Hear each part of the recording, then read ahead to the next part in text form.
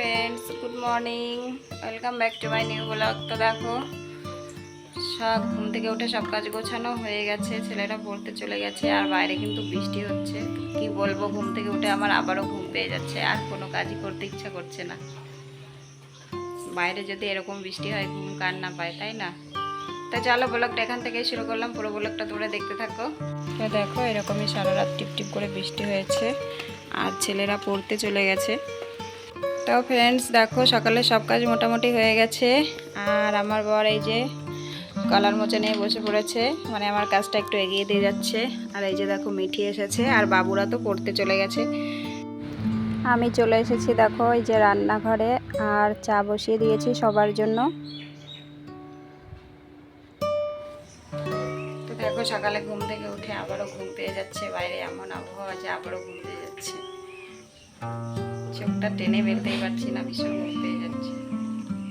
তো দেখো চা হয়ে গেছে আর এই বৃষ্টি বৃষ্টি সকালে চাটা কিন্তু অনেকটাই এনার্জি দেবে। ফ্রেন্ডস সকাল থেকে কিন্তু আমি ভীষণ ব্যস্ত।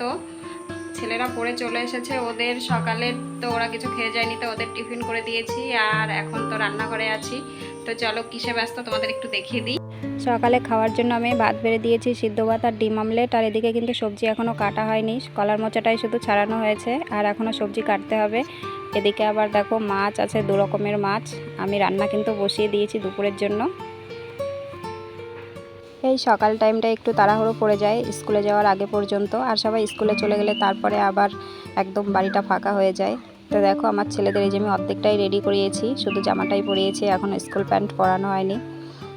আমি তো এদিকে রান্নাঘরে প্রচুর ব্যস্ত আছি আর এদিকে আমার বর কিন্তু আমাকে প্রচুর হেল্প করে। তো ও বসে নেই দেখো, ও এই যে ছেলেদের সঙ্গে নিয়ে খেতে বসেছে, নিজেও খেয়ে নেবে আর ওদেরও খাইয়ে দেবে, সঙ্গে মিঠিকেও খাইয়ে দেবে। আর আমি তো আছি।